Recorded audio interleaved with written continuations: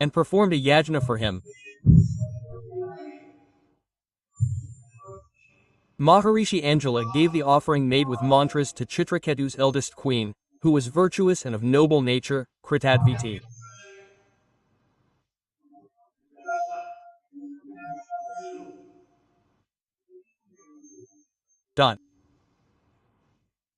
He told King Chitraketu that your wife will bear a son, who will bring you both joy and sorrow. Saying this, he disappeared. Chitraketu heard only one thing: you will have a son. Nothing further was heard that would bring joy or sorrow.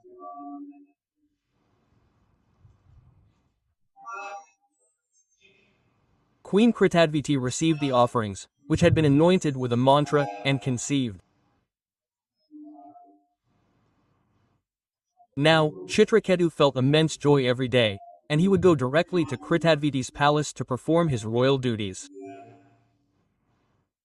Kritadviti's pregnancy began to grow steadily, like the moon on the bright fortnight. When the time came, Queen Kritadviti gave birth to a beautiful son.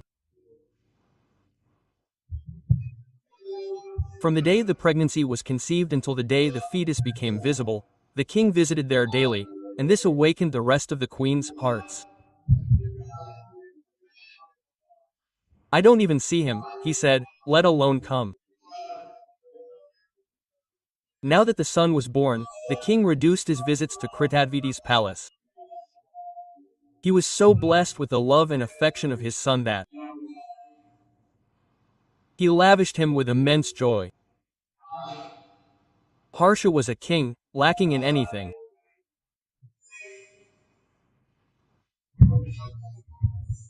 Adorned with robes and ornaments, he had Brahmins chant the Swastha mantra, performed his son's birth ceremony, and donated gold, silver, clothing, jewelry, villages, horses, elephants, and 6 billion cows to the Brahma rishis.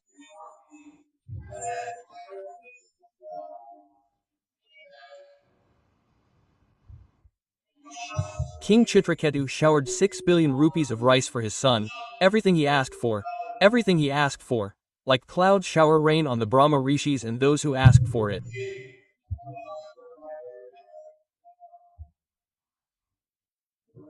Queen Kritadviti was extremely proud because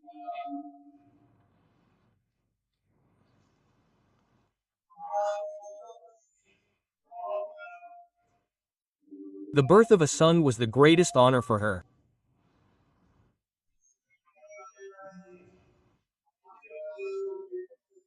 The other queens were filled with intense jealousy.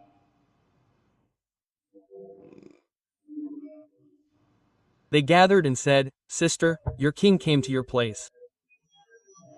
"No," they said, "at our place, I see. Every day, we visit Kritadviti. We see that the king is loving Kritadviti because she gave birth to a son. We are all barren, and therefore, we are scorning us. We were already jealous that we couldn't conceive. He conceived, and the other king wasn't loving us either." Quote, so much jealousy arose that they started saying to each other, "We are already unfortunate. But we won't let him remain fortunate either." Quote, it's quite strange. This jealousy, this envy, causes immense envy and causes great harm. She makes me commit grave sins. Look, now, your majesty, you won't even accept me as your wife, but instead send me straight to Kritadviti's palace. Truly, we all deserve condemnation. Look, we're no longer even maids, we're so unfortunate. Despite being repeatedly insulted, we endure this humiliation. Now, everyone, express their hatred for Kritadvati, and jealousy and envy cloud their minds.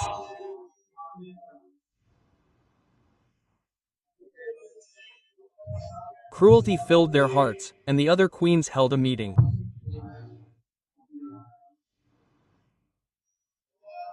They said, if the prince is killed, then everything about Kridwati, who is so proud, will be all right.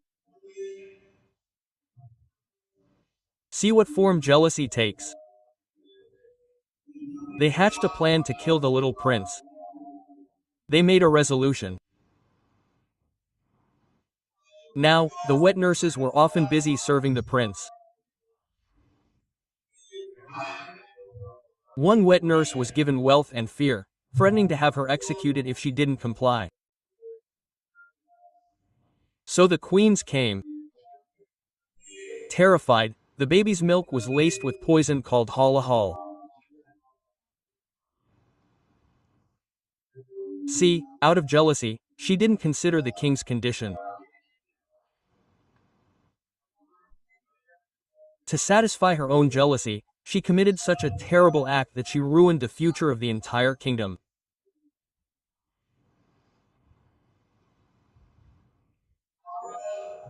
Now, when the child was sleeping, she would have gone closer and felt grateful.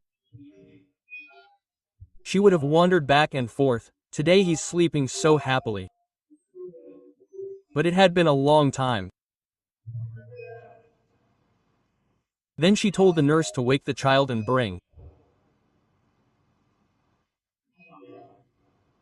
him back. Seeing the child, she screamed, as she had different thoughts. His body had turned completely blue. She began to cry out, "Oh no," and fainted. Seeing the nurse's plight, the queen ran to her and saw that his entire body was blue, because such a strong poison had been administered that there was no chance of survival. His eyes were rolled back, and foam was coming out of his mouth. The life had already departed. Upon seeing the dead body, she was like a mother. She fell unconscious with grief. Her body was in a state of disarray, then regained consciousness again. All the queens of the harem gathered. Even the murderess wasn't. Pretending to be grateful, crying and fainting. Those who had administered the poison wouldn't know that this information would reach the king. Now imagine the king's condition, who had been blessed with a son after so much prayer. The king collapsed upon hearing that the prince had died. The minister grabbed Arjun and slowly brought him in, his hair loose and clothes loose. Only those who have ever felt such pain in their hearts know. Taking deep breaths, tears streamed down his cheeks, and he was unable to speak. He then fainted. Then the ministers picked him up and brought him to the palace. Queen Kritadvati, the beloved of her husband, lamented seeing the condition of her husband and her child. The queen's condition was also similar to the king's. The entire city was distraught, the entire palace was in uproar.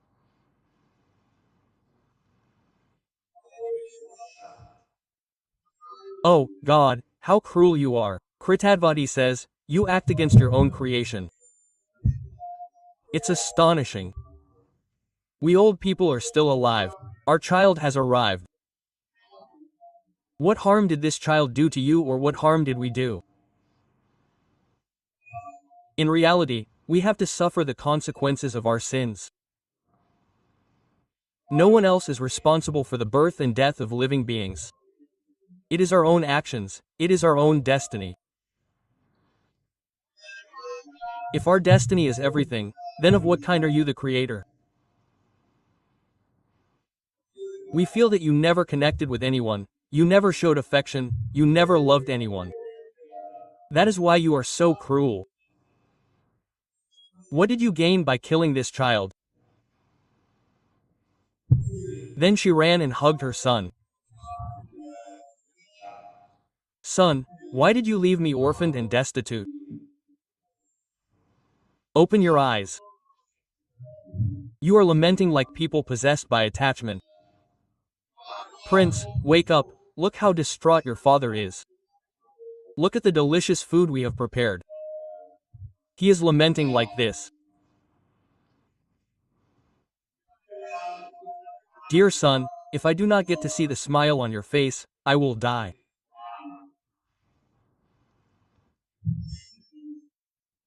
Sri Sukdev Ji says, Parikshit, Chitraketu and Queen Kritadviti are crying bitterly while hugging their dead son again and again.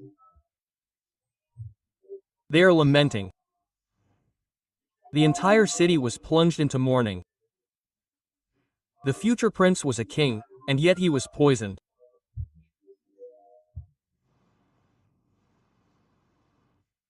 Now there was no one to explain it. Then came those two great men, Maharishi Anjara and Devrishi Narada. At this moment, a great uproar of grief raged. King Chitraketu lay, almost dead, at his son's feet. Anjara and Devrishi Narada went and said, Rajendra, wake up! Exclamation mark. Look at the king who gave birth to a son. The king who came to your feet, Maharaja. Maharaja said, O king, be careful. Who was that child for whom you are mourning so much in your previous life? You know who you were to him. You know what will become of you in your next life. You know who you will become to him. O king, just as sand particles mix with the flow of wind and then separate, no one here is anyone's wife or anyone's son. They come for a time and then go away, according to their karma. Just as some seeds give birth to other seeds and then perish, similarly, under the influence of God's Maya, some are born and some are destroyed. This cycle continues. The true reality is God. The true reality is not these behaviors of son and wife. God resides within them. God is the ruler of all. The physical transformations of birth and death are inevitable. They are inevitable. Everyone will experience them. You and I will also pass away. And that God is never destroyed. He is eternal. Rajan, just as children build houses, make toys, play with them, and destroy them. Similarly, this is the game of the world. That God creates it within himself, plays with himself, and destroys himself. Why are you so worried? The body of a son is born from the body of a father through the body of a mother. God resides in all three: father, mother, and son. No one can understand. We accept their relationships from an external perspective, and when the time comes for separation, we lament. All this is ignorance, an imaginary illusion.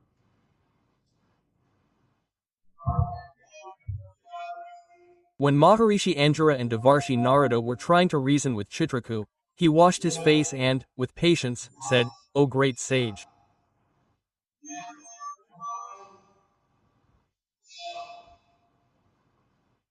My intellect is failing me at this moment. You are God himself, in the guise of an ascetic, who has come to bless us. I know that when a virtuous person like us is in distress, the God of Brahman comes on his own and shows mercy. Sanatkumar, Narada, Rabu, Anjara, Deval, Azat, Apantartam, Lord Vyasdev, Markandeya, Gautam, Vashishta, Lord Parashuram, Kapildev, Sukdev, Durvasa, Yagaivalki, Jatokarna, Varuni, Romas, Chavan, Dadate, Asuri, Patanjali, Vedasira, Buddhist Muni, Panchashira, Hiranyanab, Kaushalaya, Shrupdev, Ridwaj, these Sadeshwars keep roaming the globe. When a virtuous person faces a calamity, they come in some form or the other and help him. They impart wisdom. We feel that you have come to impart wisdom to us. Maharishi Anjara said, O king, open your eyes and see. I am Angra Rishi, Devarshi Narada. When you spoke in desperation about having a son, we blessed you with the boon and told you that you would experience both joy and sorrow.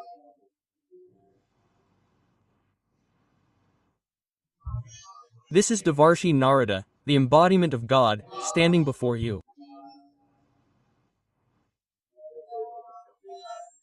When we saw that a righteous king like you was drowning in the darkness of ignorance due to the loss of his son, we thought, a righteous soul is not given the opportunity to grieve.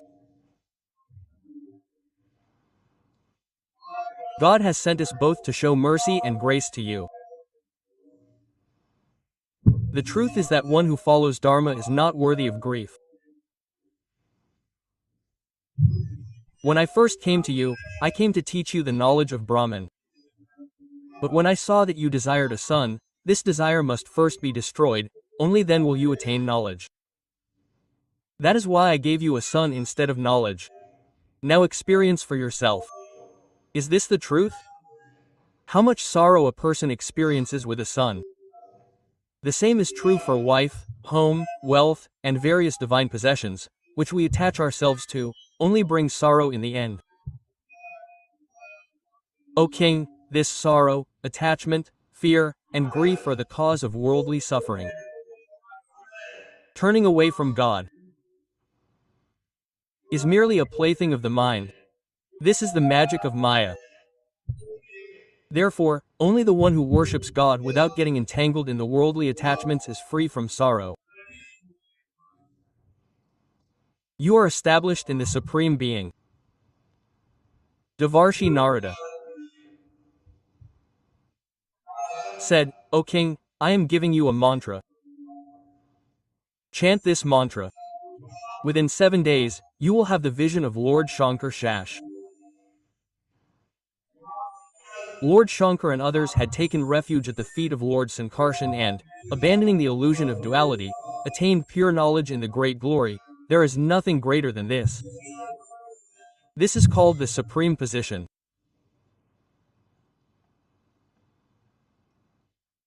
He saw that he was not interested in taking the mantra because he had a son.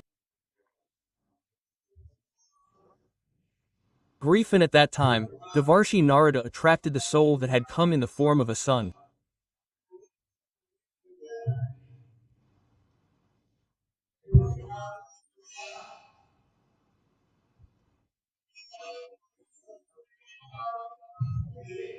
Devarshi Narad ji said, Jivatma padam te matra pitamate sudbandwa sucha tatam kalavar sva shesh sudata bog pit prapasan. Come in this body and spend your entire life, then go from here.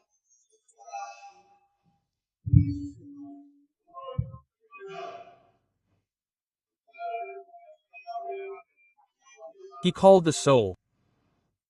Look how your father is passing away. How your mother is, and how the entire palace is crying. Come and enjoy the pleasures given by your father, and I am telling you to spend your entire life. Come to your body. The soul called out, Devarshi ji, you are saying this. You are saying that I have a father and a mother. Hey, how many times have I become his father? How many times have I become his mother? He is not my parent. How many times has he become his brother? How many times has he become his grandson? How many times has he become our enemy?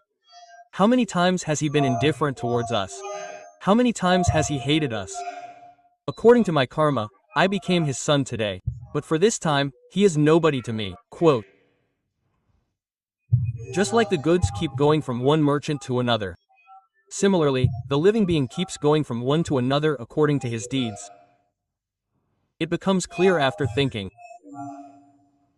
I took birth at her place for 4 days. He is crying out loud saying, my son, my son.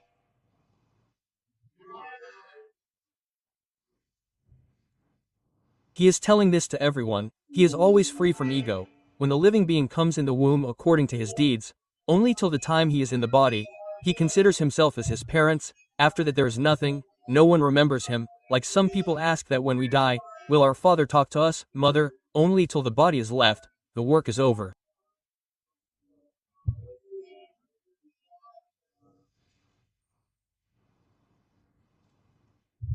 Only till the body there is relation. I am immortal.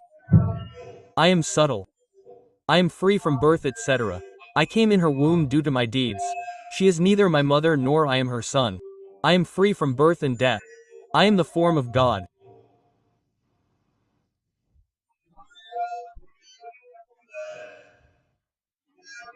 Neither do I have any dear ones nor any unpleasant ones, neither am I my own nor any stranger, neither am I any good nor any bad, neither am I any friend nor any enemy, I am indifferent to everything, I am unique, merely by accepting this body as per my karma, I became a son for a short time only, said listen to the king, and the soul said to Devarshi Narad Ji that now I do not accept this dirty body.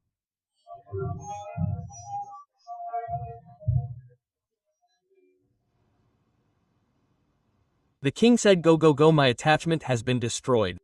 Because when the soul heard the words of wisdom saying this disappeared. The king's attachment was broken, and then he took the mantra. First the attachment got attached to the mantra. Without the position of Ram one cannot become firm. Attachment is very strange. Now the king became indifferent and said perform his jata sanskar. Other bodily rituals of the body were completed. The king gave up his evil affection. And the queens who had poisoned the child, all of them became poor due to child murder. Now, there was jealousy in their hearts for their sins. Everyone started shouting and saying that I gave poison. Sin cannot be hidden, it destroys. Angraji preached to them too, made them do penance for child murder, made them free from jealousy, made them engage in bhajan, worship. Wherever a saint reaches, everything becomes auspicious. All those mothers who had given poison out of jealousy, made them do penance for child murder, made them free from jealousy and preached bhajan, worship. With the preaching of Angraj Ji and Narad Ji, detachment arose in the heart of King Chitraketu. He immediately left the entire kingdom and performed all the religious rituals by bathing in Yamuna Ji in solitude according to the mantra given to him. After becoming a saint, accepting Narad Ji as Gurudev, with the mantra given by him, Narad Ji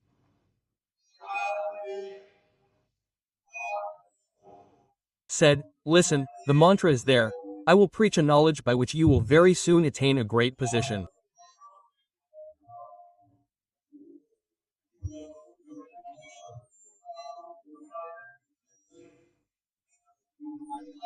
Om Namastabhyam Bhagavate Vasudevaya Dhimahi Pradyumnaya Nirudaya Nama Sankarshanaya Cha Namo Vigyan Maitreya Paramananda Murta Atma Rameshatai Nivad Drisht at Mon Nash Shaktaya.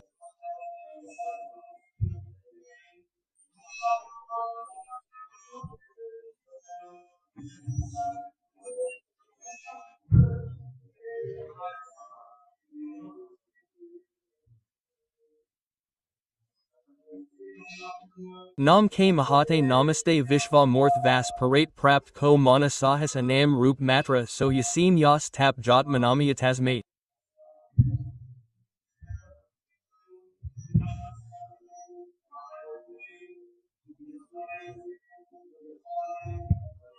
Brahman. Nam Yas Vid Mano Buddhiya Antaram Omkar.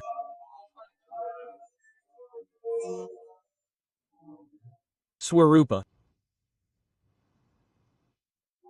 Lord Vasudeva, in the forms of Pradyumna, Niruddha, and Sankarshan, is the presiding deity of the mind, intellect, mind, and ego respectively. I salute you repeatedly in this fourfold form of yours. You are the embodiment of pure knowledge. Your form is full of bliss. You remain absorbed in the bliss of your own nature. You shun the vices born of Maya, like attachment and hatred. O Lord, I salute you. You are the supremely great and gigantic form that inspires all our senses. O Lord, I salute you. Speech, including the mind, returns midway, unable to reach you. Upon transcending it, the one and only consciousness, without name and form, and beyond cause and effect, is you, Lord. Please protect us. Narada. Preach this great knowledge. After teaching this knowledge to his devoted devotee Chitraketu, Devarshi Narada disappeared with Maharishi Angela. Chitraketu, following the mantra and knowledge taught by Devarshi Narada, performed rituals and chanted with great concentration day and night for 7 days, drinking only water. After 7 nights, King Chitraketu attained unbroken mastery over the Vidyadhars. Within a few days, his mind became even more purified. He saw the supreme god, Lord Sankarshan Shesh, seated before him.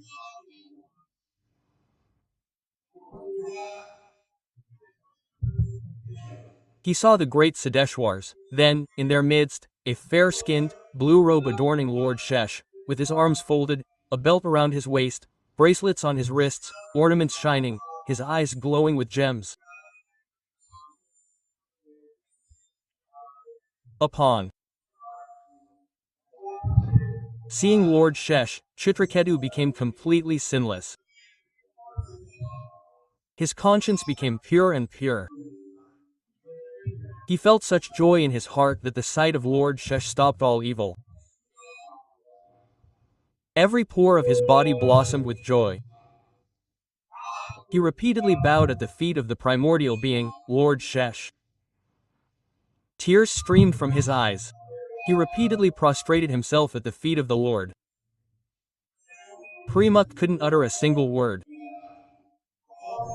He wept for a long time, unable to utter a single praise of Lord Shesh. After a while, through the power of God's grace, he regained some strength. Then, using his wisdom and discernment, he concentrated his mind and senses and began to praise the Lord, inspired by the Lord. Chitraketu said, O Ajit, the conquerors of the world, the conquerors of the world, and the saints.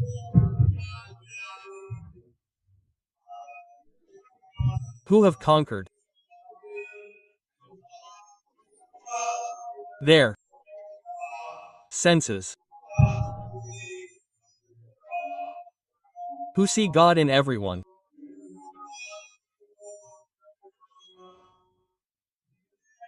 have conquered.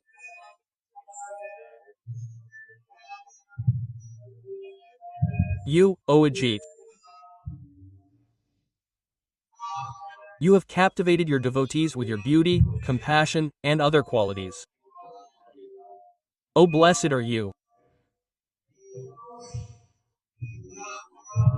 Those who chant your name selflessly, overcome by compassion, give themselves to those devotees. O Lord, the creation, sustenance, and destruction of the universe are but one of your pastimes. Brahma, the creator of the universe, and others are also parts of you. Yet, they compete, considering themselves the creator of the universe. You alone reside at the beginning, end, and middle of all things, from the tiniest atom to the largest Mahatattva. You reside even in the smallest atom. Anand Mahato Mayan Prabhu, there is no object in which you are not present. Brother, if you understand this, then you will experience God everywhere. Those human animals, engaged only in sensual pleasures, do not worship you. They are destined for hell. You should say that we cannot remain sinless without sin. If we do not worship God, then if our intellect is not pure, then sinful acts will surely occur. And first of all, you were sent into human form to worship. If good deeds are not performed, if worship is not performed, then it is a sin to punish. This is a sin against the goddess. Just as after the destruction of a royal family, its followers lose their livelihood. Similarly, when those who worship the gods perish in the universe, their worshippers also perish. O Supreme Soul, you are the embodiment of knowledge. Those who engage in other worship with selfish motives and do not worship you can never be free from the cycle of birth and death. Desires are what bring happiness and sorrow to a living being. This is duality.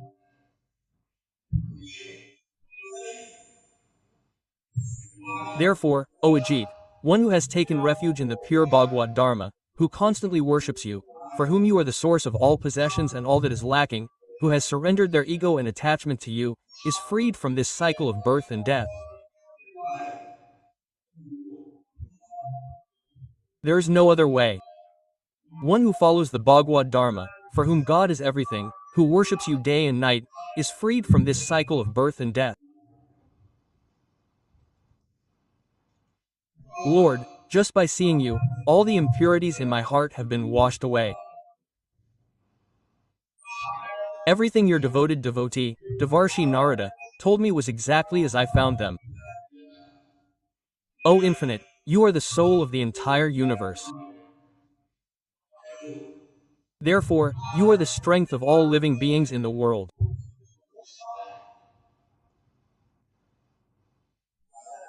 Whether it's a firefly or the sun, everything is illuminated by you. Meaning, from the smallest force to the greatest, everything is powered by your power. Yet, no one knows this. Lord, it is through your effort that all activity in the universe manifests. Great protectors of the universe act, and even the smallest creatures act. It is because of your power, O Lord Shesh, the head of the scriptures, that I salute you. Through the power of the mantra, Chitraketu attained the position of ruler of the Vidyadhars, and received a vision of Lord Shesh.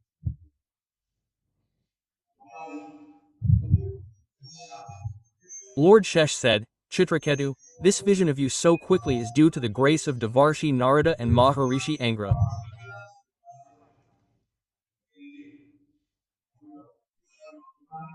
If this devotee of God wishes, what is destined for many lifetimes can be attained in a matter of days.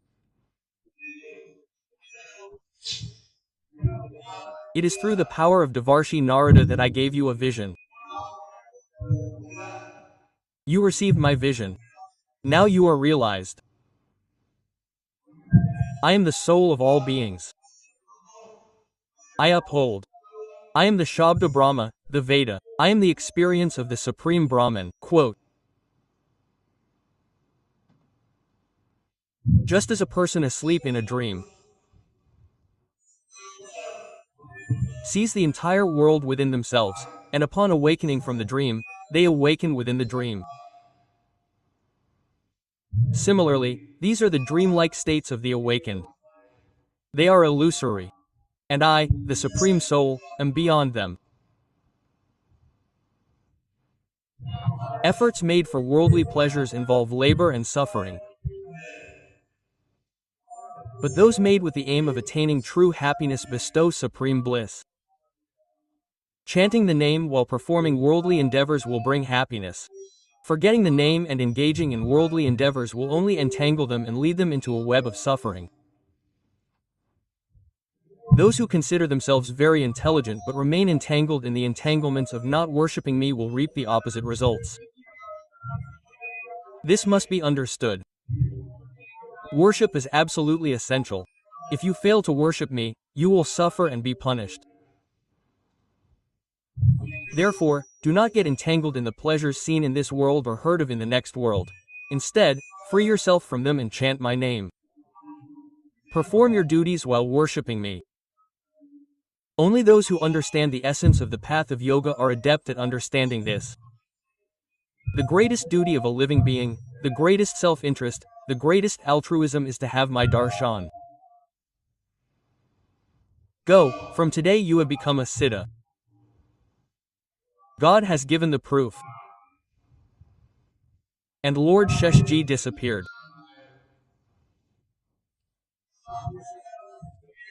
Now Vidyadhar Chitraketu bowed down again and again in the same direction in which Lord Sankarshan disappeared, saluting him again and again. Now Chitraketu has become a great yogi, the ruler of Vidyadhars and the recipient of Lord Sankarshan's blessings. Anand has now become siddha.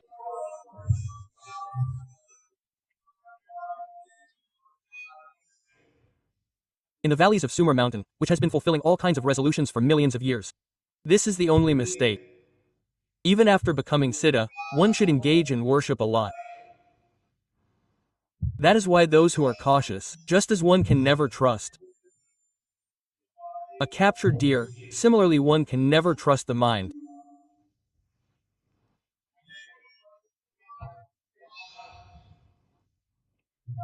Living in the divine valleys of Sumeru Mountain, the strength of the body and the strength of the senses remain intact because siddhas and great people praise him. Inspired by them, the wives of Vidyadhars go to him. Great caution is needed.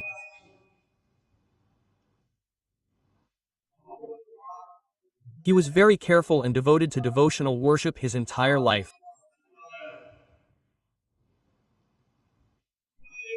Now one day, Chitraketu boarded the radiant divine plane, which he had attained, and he had attained the position of the ruler of the Vidyadhars. As he boarded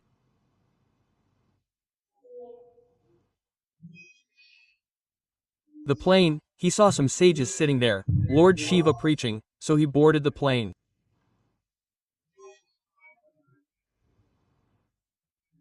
Hey, one's intellect should be in order, this ego has crept in. Look, even after having a vision of the Lord, if there is a mistake in the worship, it is not someone else's illusion, it is his own illusion. Even then, it will create confusion. Understand this too. That is why the accomplished great men remain engaged in worship day and night. They do not deviate from worship. It is not that once they have attained perfection, they should now go and roam the valleys of Sumer. See, arrogance took away Maharaj Chitraketu's accomplishment very quickly. He attained the position of ruler in 7 days because of the sage's grace. Satsang should be regular.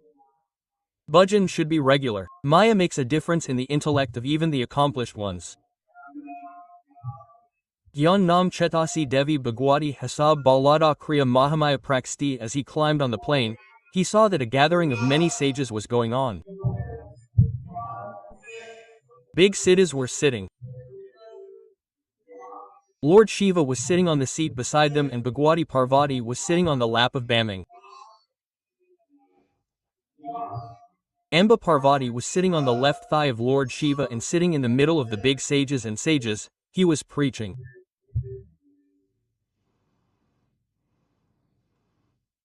Chitraketu reached there while climbing on the plane. Hey, you should be aware that more siddhas than you are sitting there on the ground. And Lord Shankar, the guru of all the siddhas, climbed down on this plane itself. He didn't land. The plane. Like that. Meaning.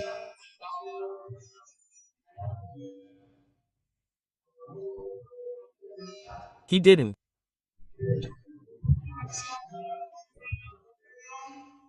land.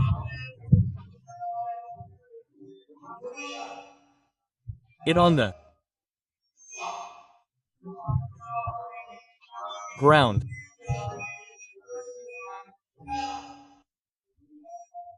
In the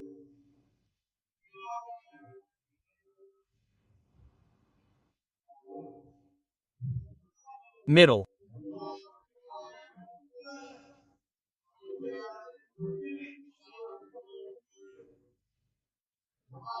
Dot dot dot.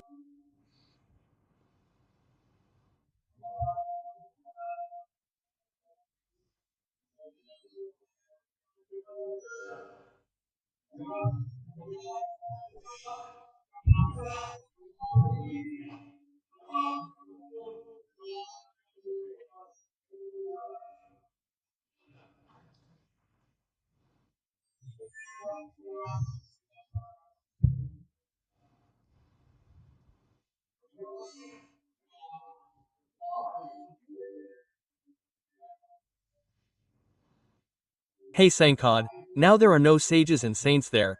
It is not that all the great men who have attained God are sitting there. Brahma Bodh discussion was going on. Chitraketu did not know the influence of Lord Shankar. There was no satsang. After attending satsang for a long time, Bhakmali ji was saying that without satsang one can attain God. Arrogance cannot go away. Had he eaten the company of a saint or washed the loincloth of a Mahatma for 2, 4 or 6 years, then his intellect would not have deteriorated. He was given the mantra and within 7 days, with its effect, he became the ruler of the Vidyadharas. He chanted for a few more days and had a vision of Lord Sankarshan. If he had stayed with the saints, with Narada, for a few more days, his arrogance wouldn't have been so great. Everyone in the assembly was filled with Rudra vision. Quote, how is he talking to Lord Shiva?